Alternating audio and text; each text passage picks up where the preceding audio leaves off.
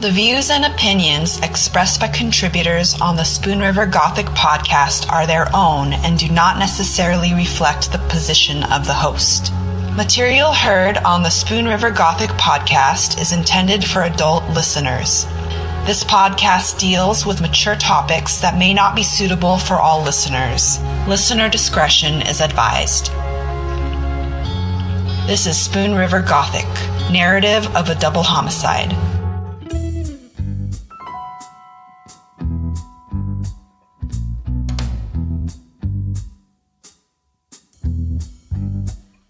Chapter 32. The Detective Drama.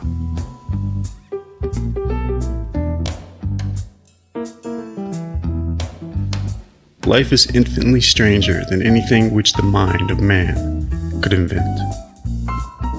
We would not dare to conceive the things which are really mere commonplaces of existence. If we could fly out of that window hand in hand, hover over this great city, gently remove the roofs, and peep in at the queer things which are going on, the strange coincidences, the plannings, cross purposes, the wonderful chains of events, working through generations and leading to the most austere results, it would make all fiction with its conventionalities and foreseen conclusions most stale and unprofitable. Arthur Conan Doyle, The Complete Adventures of Sherlock Holmes.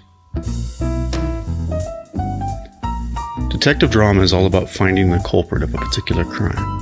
The plot often follows a specific pattern. 1. A crime is committed. 2. A detective starts investigating the crime. 3.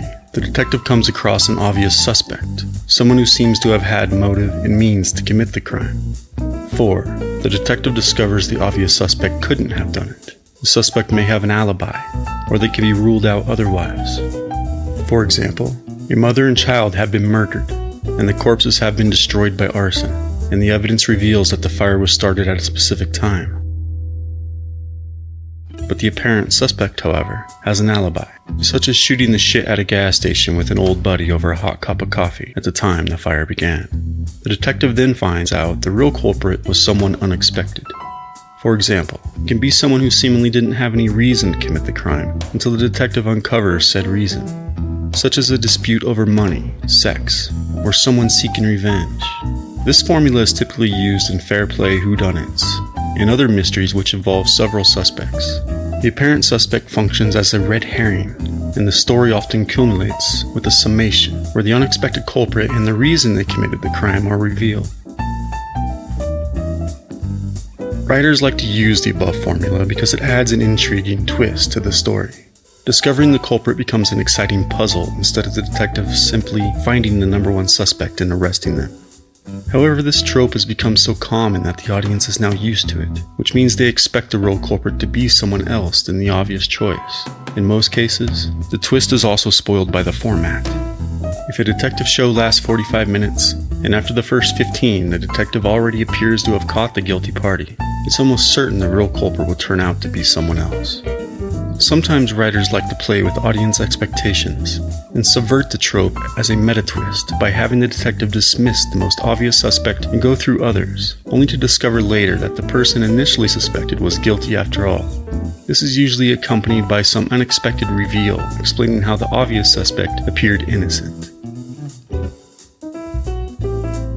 To use the example above, if the murder was covered up by a fire that was set between 9 and 9:30 a.m., and the detective rules out the apparent suspect because they have an alibi, it may later be discovered that someone had lied for them about the suspect's whereabouts at the time, and that they were the murderer after all. However, this basic trope remains most common. The most obvious suspect is revealed to be innocent, as usually the least obvious one is guilty. Within this circumstance, the following are most basic type of tropes. Straight, Donna and her daughter Justine were murdered. Her boyfriend Rod was often in the apartment, and even stayed with Donna the night before the double homicide. However, Donna has also been seeing other men, but though jealous, Rod is revealed to be innocent. And Donnie, a furniture delivery man, who seems to have had no other relationship with Donna other than recently delivering a couch, is revealed to have murdered her for refusing sex with him. Exaggerated. Again, Donna and Justine were murdered. Her husband John, whom Donna had recently separated from, maintained a strained relationship throughout the troubled divorce for the sake of their daughter Justine. John was abusive, often violent, and would lose his temper at the drop of a hat, and statistically there's a 61% chance the husband committed the murder. Still, John is revealed to be innocent. The real culprit is a seeming stranger who turns out to be an alcohol and drug-fueled sex maniac with a hatred for women and a streak of violence. Downplayed. Donna and Justine were murdered, though separated. Her husband John secretly saw another woman, a relationship he hoped Donna would not discover, even as he had harassed her for herself dating other men. John gets the life insurance money after the death of his wife and daughter, but nonetheless, the furniture delivery man with a lengthy criminal record is found guilty. Sure, John was guilty of being an asshole, but not the asshole who killed Donna, nor his daughter. And being an asshole is not alone a crime. Justified. John was framed because he had the most obvious motive. Inverted. Donna and Justine were murdered. Her husband John got all the life insurance money and was revealed to be guilty. Subverted. The police proved Donnie's alibi of drinking coffee with an old buddy at the gas station was false, and he was revealed to be guilty after all. Double subverted. Policemen were also mixed up in the plot. They were out to get Donnie and put him behind bars any chance they got. Or, while John had, in fact, attempted to kill Donna and his daughter, another murderer had finished them off beforehand by happenstance. This plot has zigzagged. Since John was innocent of the crime, though he had been planning to kill Donna, it's just that the other murderer got to her and his daughter first. Enforced. The writers make John the obvious suspect, a red herring, and provide possible fuel to prejudice John. Abusive behavior, an obsession with money, possessiveness, controlling, and boiling over with insecurities and the rage that accompanies. But there is the apparent issue that if John were the actual guilty party, the story would run way too short. Lampshaded. I knew you were innocent, but you should have taken care not to become suspect number one. Disgust. So many clues point to John that I believe somebody's framing him. Conversed.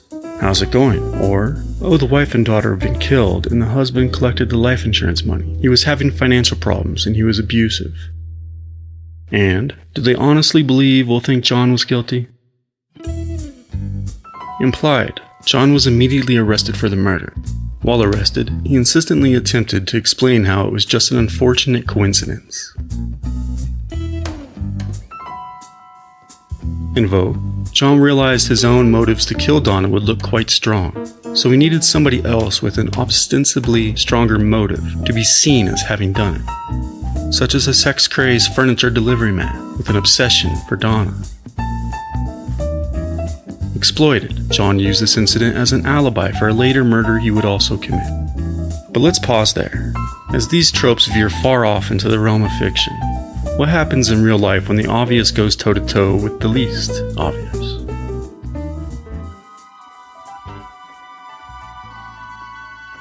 I will refer to this circumstance as suspect versus prospect.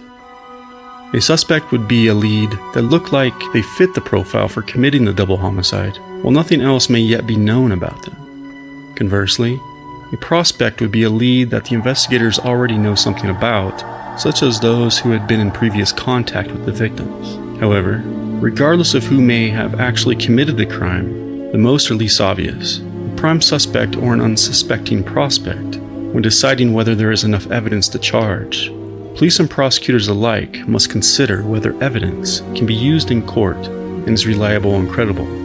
If there is no other material that might affect the sufficiency of evidence, equating that there is enough satisfactory evidence to provide a realistic prospect of conviction against the defendant. The challenge this presents should be more than apparent when it comes to weighing a potentially innocent suspect with an overwhelming amount of prejudicial evidence and a potentially guilty prospect who, according to evidence, seems, well, not too obvious a killer.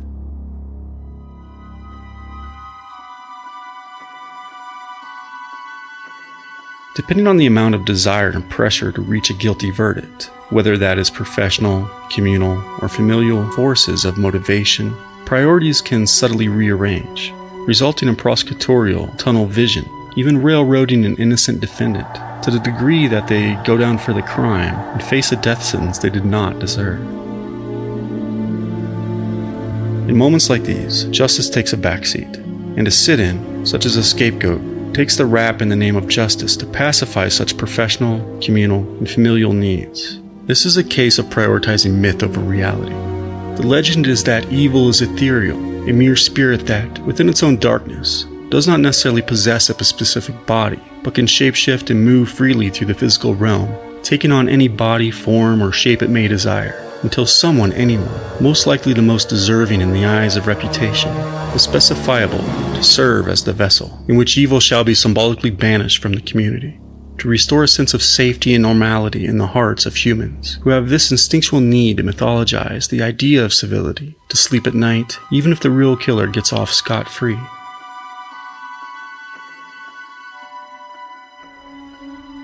But what of that shattered reality left in the wake of panic and desperation? What of motive and prospect? And what or who meets the criteria for scapegoating? Let's begin with an early morning telephone call between the lead investigator on the case, Canton Police Sergeant David Ayres, and Donna Tompkins' sister, Miss Mary Amaguchi. Mary first stated that she knew all about Terry Haynes, how his and Donna's relationship quickly fell apart after a horrible argument, and that around the same time her sister Donna had met a guy at church. She said she felt that Donna really liked this guy and believed his name was Rod Franciscovich. Mary then told Sergeant Ayres that she had recently asked Donna how things were going between the two, and that Donna had told her a long and challenging story, one in which Donna had believed Rod had accidentally impregnated her.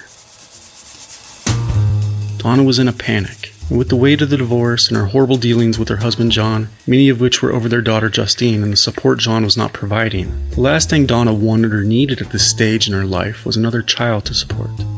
To say that Donna was distraught would be an underestimate, Mary stated in so many words.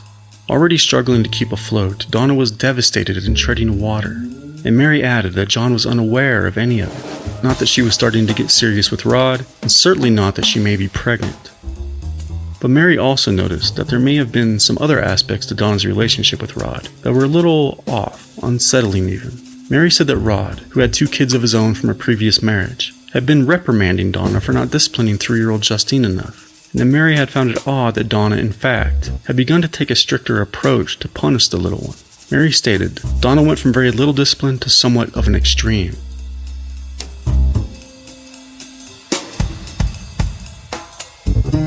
That same day, Canton Police Detective Marty Bowden and State Police Special Agent Larry Nickel spoke with Rod's roommate, Scott Roop. Scott told investigators that sometime last fall, Rod had told him he met a nice woman at the bank, and that her name was Donna.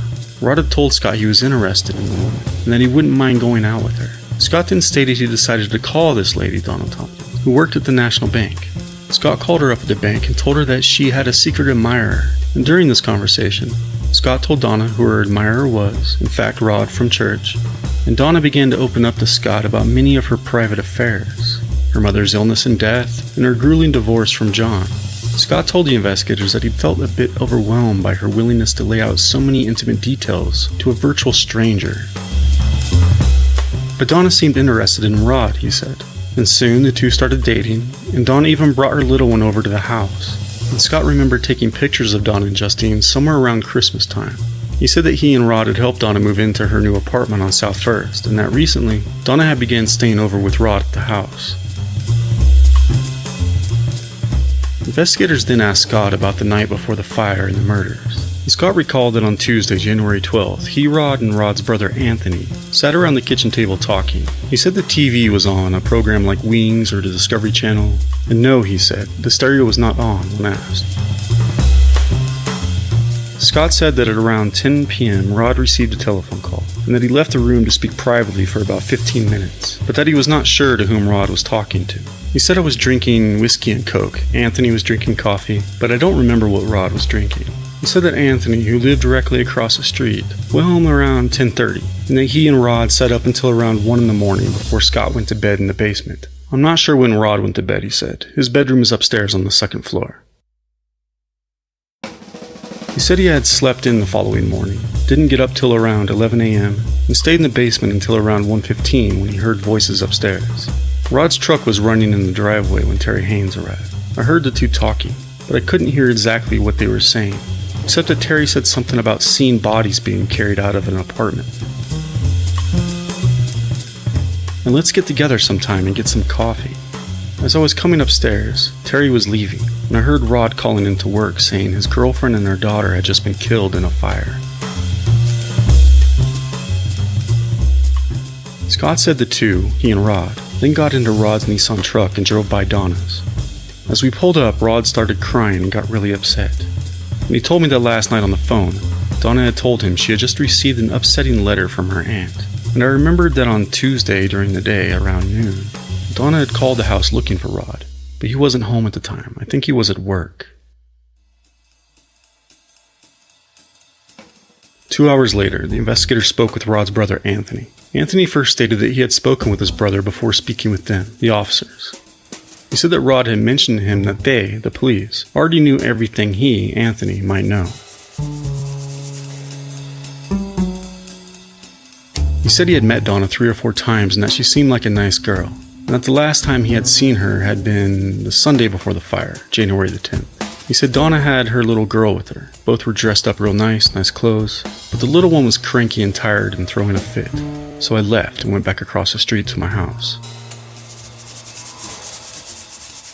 He then mentioned that he and Rod had gone to Walmart for fabric softener that night, the night before the fire, January the 12th, but that they drove there and back separately. The investigators then asked Anthony what had occurred the evening after returning from Walmart, and if anyone else was present. Anthony said that he, Rod, and Scott had hung out in the kitchen talking and watching TV, and that Rod had made him a fresh pot of coffee. And that Rod then received a telephone call from someone, and he went into the other room to talk. Rod later told me it was Donna calling to tell him that Ren and Stimpy was on TV, adding that the two had spoken on the phone for 5 to 10 minutes. And then, when he returned to the kitchen, he seemed normal. The same, he said. Anthony said that the TV was on, and the stereo was playing, but the volume on the TV was down. And when asked what they had been drinking, Anthony said, "I was only drinking coffee, and Rod was drinking a screwdriver, vodka and orange juice." And I don't remember what Scott had been drinking. He said he thought his brother had been off work that Tuesday, and recalled seeing both Rod's and Scott's car in the driveway the following morning around 7:10 a.m. Investigators decided it was prudent to conduct a follow-up interview with Rod and invite him to the Canton Police Department. As Rod sat down in the interview room with Detective Boughton and Special Agent Kenneth Kedzer, Detective Boughton asked Rod what his thoughts were about who could have killed Donna, and Rod said that Donna had been concerned about her husband John, and that she had also been seeing Terry Haynes, who had been very jealous of his and Donna's relationship. Terry used to call Donna from the Elks when he was drunk, and he would curse her out, but I can't really think of anyone else, he said. Investigator Boughton then cut to the chase, asking, "When was the last time you had a sexual encounter with Donna?" And Rod said, "First I need to clarify a mistake I made in the previous interview." "Go on." "I had previously said that the last time we had sex, me and Donna, was on Saturday the 9th. But we actually had sex on Tuesday the 7th, and I mistook Monday night and Tuesday morning for Saturday. We actually had sex on the night of the 11th and the morning of the 12th. You see, on Monday the 11th, Donna called me up at work and invited me to come over that night when I got off. We usually close around 9 p.m. and I leave Peoria around 10:15. And that night I got home around 11, got something to eat, cleaned up, took a shower, and then headed over to Donna's place around 1:30 in the morning." "Which would have been Tuesday the 12th? "Correct," said Rod. "Did Donna usually keep her door locked? Did you knock or just let yourself in?" "Donna almost always kept her door locked, and I used the key she had given me to let myself in because she was already in bed and I didn't want to wake her." "And where had Donna been sleeping?" "On a pull-out sofa bed in the living room." "Can you explain the sofa bed in a bit more detail?" "Well, Donna had a 1-to-1 and an egg carton type foam mattress on top, and Justine was sleeping in her bed in the back bedroom." "So what happened when you arrived?" "I undressed, crawled into bed with Donna, and..." "What had Donna been wearing?" "Nothing, maybe panties, but she usually slept in nothing." "Nude?" "Yes." "And then what happened after you crawled into bed?" "Well, she woke up and we talked for a while. We probably smoked a cigarette or two, and I'd say we made love at around 2 or 2:30. "Vaginal?" "Yes." "And had you ejaculated when you had vaginal intercourse with Donna?" "I did not. No, not inside of her. She didn't want me to. So I asked her if she would, perform fellatio?" "Yes." "And did you ejaculate?" "I did." "In her mouth?" "Yes." "Why did Donna not want you to ejaculate in her vagina?" Well, she hadn't used any birth control. She usually used spermicide. Can you explain that a bit better? It's a gel she applies with a syringe type thing. And what happened after you ejaculated? We went to sleep. And the following morning? Donna woke up at around 6:30 and she went to work around 8. Did Donna say anything to you before she left? She woke me to tell me she was leaving a spare key on the sewing machine. And I saw it when I woke up a couple hours later and made coffee with the coffee maker I had given her for Christmas. It was automatic.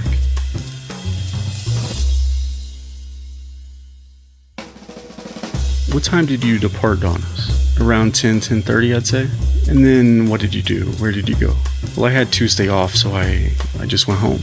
Did you hear from Donna that day? Any phone calls? No, not until that night when she called me at home. I was drinking screwdrivers with my brother and roommate Scott when she called. She told me she had bought some schnapps and a bottle of Canadian Mist after work. She said she was drinking the schnapps with apple cider when we were on the phone together. And is it normal for Donna to keep alcohol in the house? No, it was not normal, but I'm sure she bought the whiskey for me because she knows I like it. Was it unusual for Donna to have the extra money for alcohol? No, Donna never seemed to have money problems.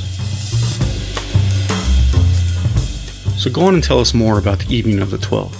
Well, my brother went home after I got off the phone with Donna, and me and Scott stayed up until around 1 or 1:30 in the morning. Isn't that the time you'd usually go over to Donna's?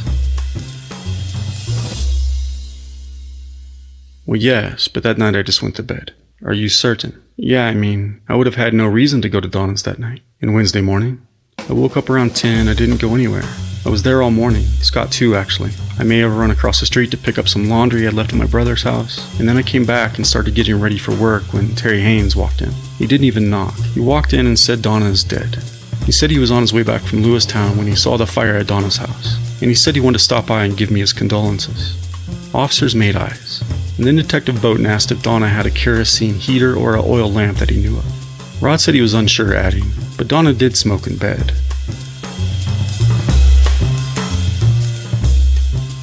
The detective then asked about Donna's purse, and Rod said it was an average-sized purse, approximately 10 inches long, green and red, with a zipper on top, and that she usually kept it on the sewing machine, which he referred to as a catch-all place. Detective Bowden then asked Rod if he'd be willing to submit to being fingerprinted and provide a blood sample and a polygraph examination. And Rod agreed to the blood test and signed a consent to search form to give blood. But I have to think about the polygraph test, he said. I'll think about it and let you know. The detectives then walked Rod to the booking room to have his fingerprints taken. And the following day, Detective Bowden met with Rod at Graham Hospital in Canton. Rod allowed hospital personnel to collect 2 tubes of blood before the detective returned the samples to the department and placed them in a refrigerator located in the evidence vault, to be later sent to the State Police Morton Crime Lab for processing. Later that day, Detective Bowden called Rod concerning the polygraph test. Rod stated he would, in fact, submit to the exam. Detective Bowden scheduled an appointment for February 4th at the same crime lab. Rod said he was familiar with the lab in Morton and agreed to meet the detective there. But Detective Bowden received a late afternoon call from Rod 2 days later informing him he had been thinking about the polygraph exam. I spoke with an attorney, Jim Olsen, he said, and I've decided I should not submit to the exam, not at this time at least. Mr. Olsen advised you not to? No, well, he actually suggested I should, but then he decided I am not emotionally stable enough right now.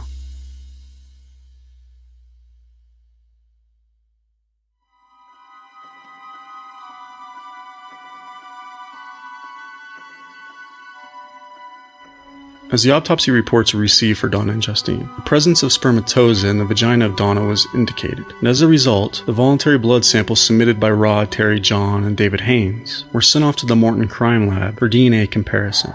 The results? DNA analysis shows the DNA recovered from Donna's vagina did not originate from Rod, Terry, John, or David Haynes.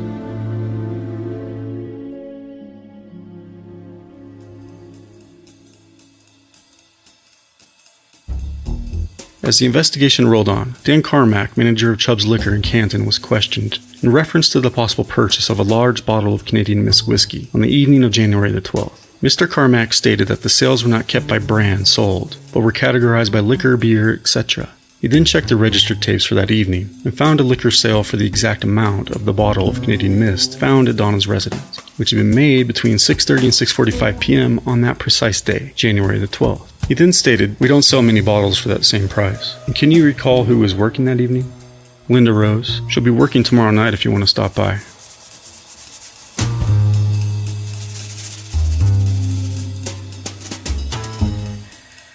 following evening, investigators did in fact stop by, and Miss Rose stated yes, she was working the night of the 12th, but that she could not recall selling a large bottle of Canadian Mist whiskey. It's not a popular whiskey in that size, she said.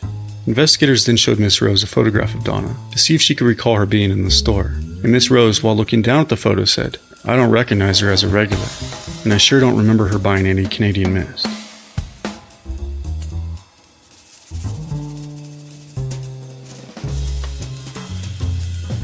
Next up, Mr. Kenneth Owens. Kenneth stated that he had met Donna 6 years ago while she was a secretary at the community bank in Canton. He said that he was on the bank's board of directors, and Donna was the secretary to the president at the time.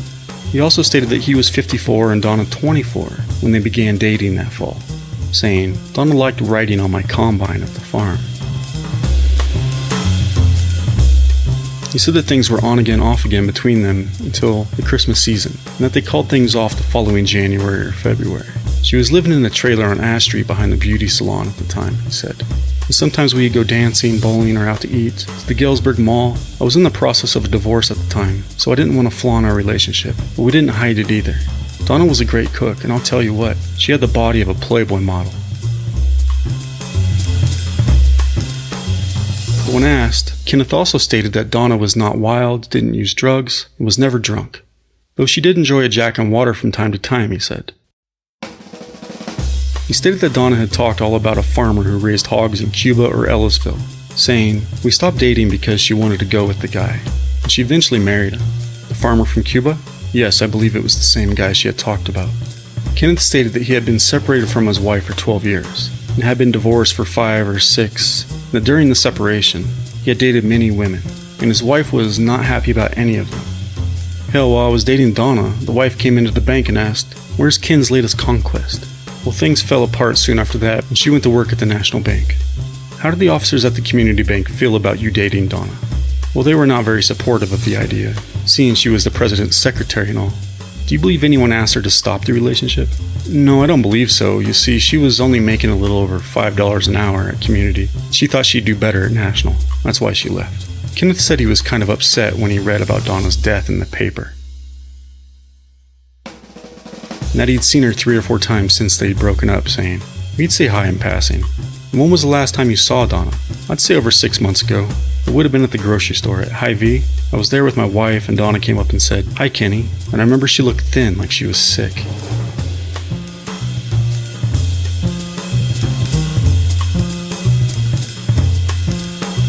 Investigators then sat down with Rick Lilly at his place of employment, Mitchell Real Estate in Canton.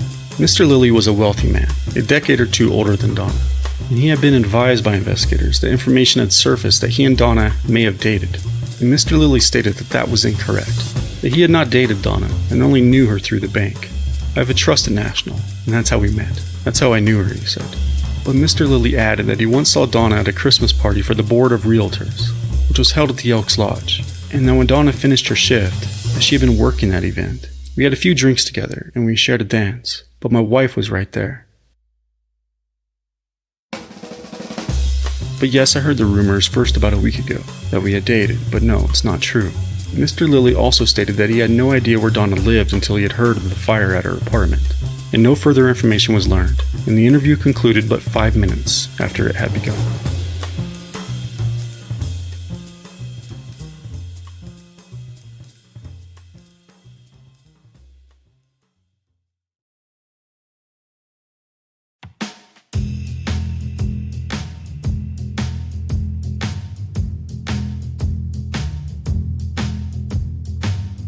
Investigators next decided to revisit a tip a sheriff's deputy had received at the Elks Lodge from a waitress while having a beer on a night off.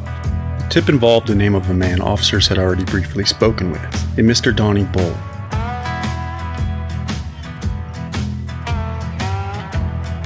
Iona Price, a co-worker and friend of Donna's, had told the deputy that Donna had recently purchased a pull-out sofa bed from Donnie, who worked at Wright's Furniture, and that she had given Donnie a key to her apartment to deliver it, and that she was not certain he had returned the key, and that they might want to check it out. Donnie had a reputation after all.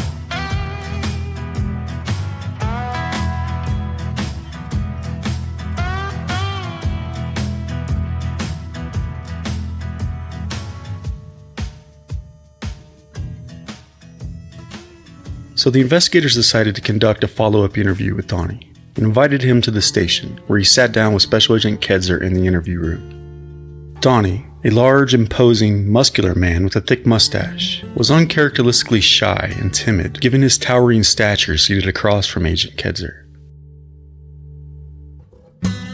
Donnie stated that he had met Donna at Barbecue Roundup last fall. He said that she had been there with Iona Price, the wife of a co-worker at Wright's Furniture, Mike Price. Iona introduced the two, and that night Donna asked Donnie about buying a couch from the store. But he stated that he had told Donna that Wright's Furniture was too expensive, and that he had a couch that he could not get into his new apartment.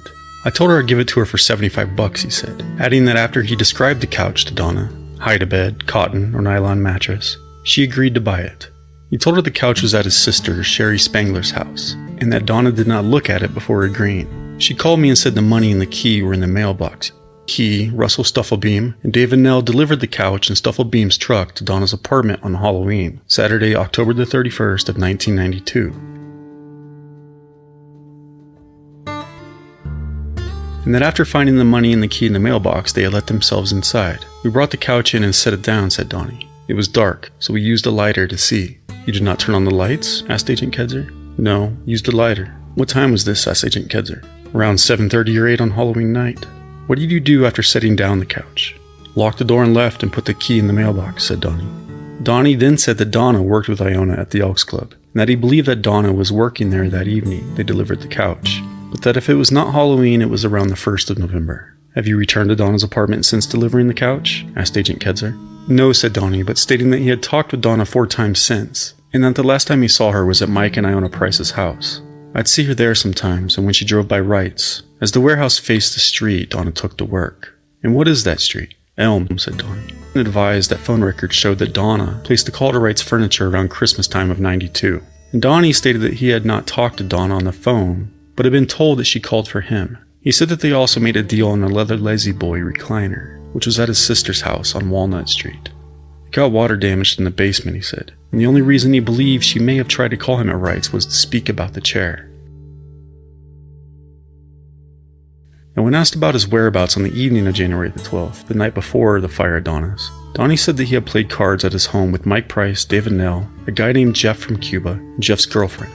Jeff turned out to be Jeff Bennett, manager of the local Usco gas station. How long did you play cards and drink beer? From around 4 to 3 in the morning, I guess. AM to PM? Yeah. And Donnie said that they had made 4 trips to Twins liquor store that evening. Michelob was on sale. Cousin works there. He had cases on sale. And the Twins was open until midnight 12:30.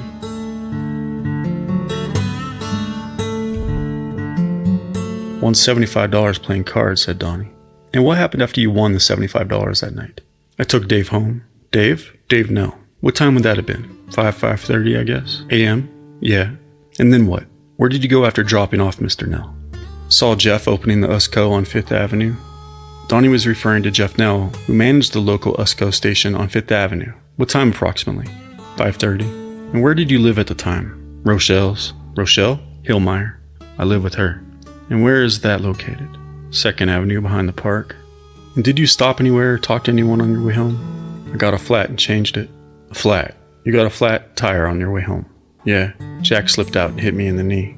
Donnie leaned down and rubbed his knee. What time did all this occur? 6:30 or 7, I guess. And what time did you finally get home? Back to Rochelle's. Took a while. 8 or 8:30 maybe?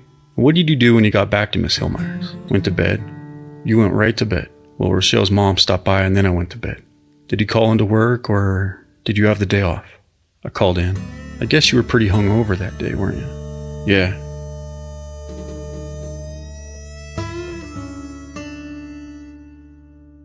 Special Agent Chelseah then asked Donnie if he would be willing to take a polygraph exam regarding his statement. And Donnie said he would have to think about it. Well, give it some thought. It surely would help out, said Agent Chelseah. Yeah, I'll think about it. Probably will, said Donnie.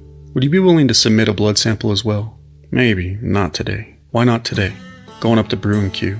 Brew & Q is a local bar and pool hall just off the town square. What about tomorrow? Can you do it tomorrow? Sure. After work? Sure, said Donnie. And the interview ended.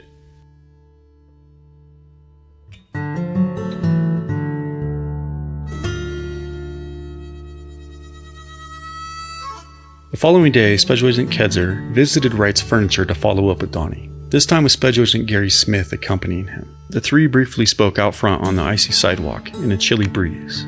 Donnie lit up a cigarette, and the wind whisked the smoke away as Special Agent Kedzer identified himself to Donnie. And Donnie said, "Yeah, I remember you from yesterday."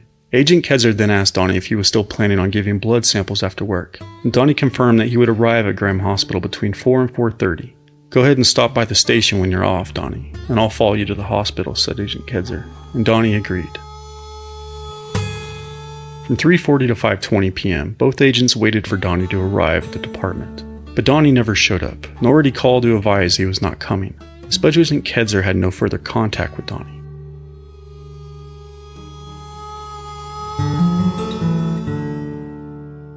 The following day, Detective Marty Bowden revisited 52 South Main Street and met with Donnie at the furniture store. "Hey Donnie, why didn't you stop by the station yesterday?" "Thought about it, but someone said I shouldn't." "Donnie, was this your attorney who advised you?" Donnie shrugged and dropped his head. "I don't know. I don't think I should say." "You knew Donna, didn't you?" "Kinda. Met her at barbecue roundup last year, was there eating, and she asked if I had a roll-out couch for sale. She wanted a chair too, but it got all wet and ruined in my buddy's basement." "Tell me about the couch, Donnie." "I already told the other cop about it." "Can you tell me again where you were the night of the 12th and where you were before and after the fire the next morning?" "I told the cops everything already."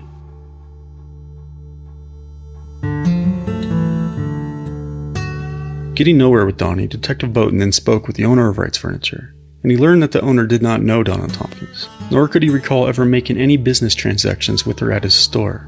Detective Bowden then thanked both men for their time and cooperation and left.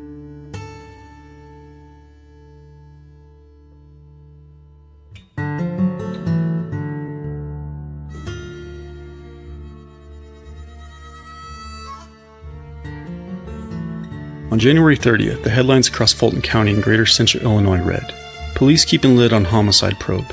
Canton officials won't comment on deaths of woman, daughter until lab results are received." More than 2 weeks after the January 13th fire at 365 South 1st Avenue, authorities said they do not have a definitive cause for the blaze. Police have said the fire was set to conceal the Tompkins deaths, but other information is scarce. And the situation will not change until police receive crime lab reports. These do take some time. An investigation is like a jigsaw puzzle, said Anthony Giardini, director of the State Fire Marshal's Division of Arson Investigation. Authorities have questioned nearly 100 people, but no suspects have been mentioned, and additional details of the crime have not yet been released. "They may have an idea, but they're not letting it out," Giardini said. The revelation that the mother and daughter died before the fire has fanned rumors throughout the community. Police, however, have not given any insights into what their investigation has uncovered. Officially, the police department had not released any information as to the cause of death, suspects, or the cause of the fire, other than that they were dead before the fire and that it was arson, Canton Police Sergeant David Ayers said.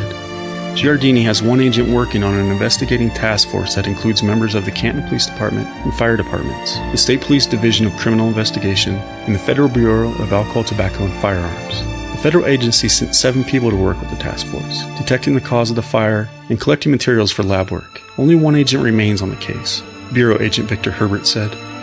Fulton County State's Attorney Ed Danner said that without lab results and with an ongoing investigation, he does not foresee any information being released to the public. "It would shock and surprise me. I don't know of anything they'll feel like releasing," Danner said. February the 6th headlines read, "Grand jury helping in probe of Canton deaths. Request documents, evidence about deaths of pair." Lewistown. The grand jury that convened here is assisting with an investigation into the homicides of Donna and Justine Tompkins, sources confirmed. Authorities are not releasing details of the proceedings, although grand juries can request evidence or documents relating to an investigation they are conducting. Fulton County State's Attorney Ed Danner would not say whether the grand jury is looking into the deaths of the mother and daughter, whose bodies were found in the apartment. Sergeant Dave Ayers would not comment on what, if any, materials the group wants the grand jury to subpoena.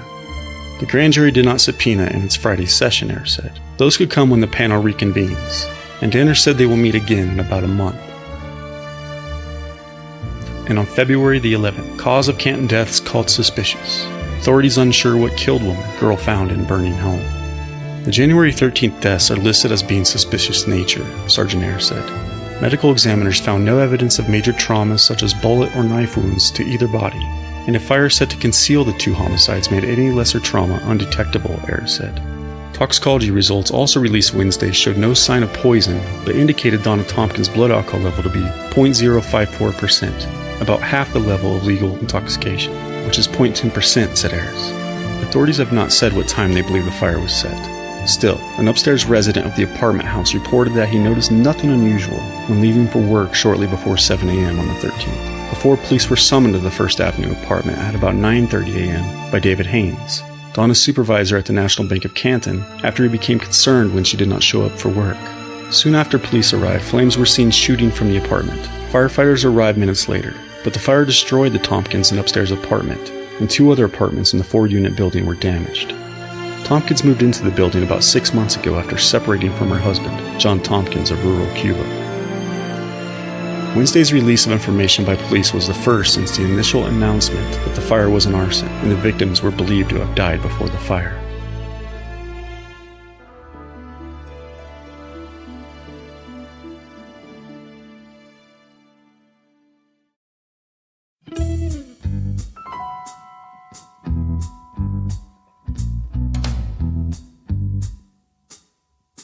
The above plot formula is typically used in fair play whodunits in mysteries, where there are several suspects. The obvious suspect functioning as a red herring, and the story culminating with a summation, where the unexpected culprit and the reason they committed the crime are revealed. Indeed, writers like to use this formula because it adds a twist to the story, yet so does life. And discovering the culprit will, indeed, become an intriguing puzzle, the borders of which are arson and murder.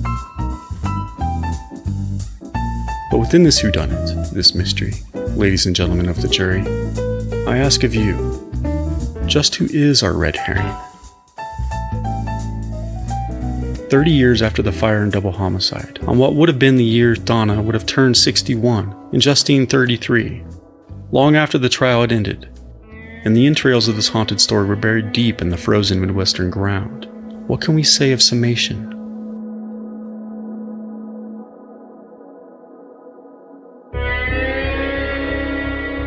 But for the chilly words of Robert Frost that remind me, in 3 words, I can sum up everything I've learned about life.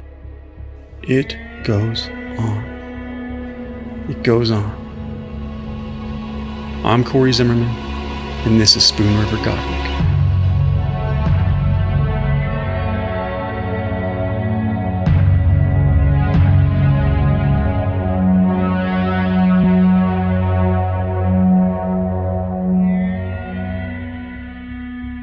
Spoon River Gothic is a production of Lonebird Media in association with CZ Studio and Radio Vérité.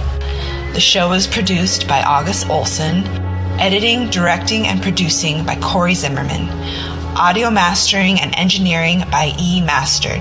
Research is done by Anne-Marie Cannon, Chelseah Mesa, and me, Jinra Ilustrisimo. Spoon River Gothic is written and hosted by Cory Zimmerman. You can follow the show at czstudio.works and read the blog at spoonrivergothic.com. Show some love by leaving us a rating or review on Spotify, iHeartRadio, Apple Podcasts, or wherever you get your podcasts. And stay tuned for the next episode as we dive deeper into the Donald Bull case. Thank you for listening. This is Spoon River Gothic, narrative of a double homicide.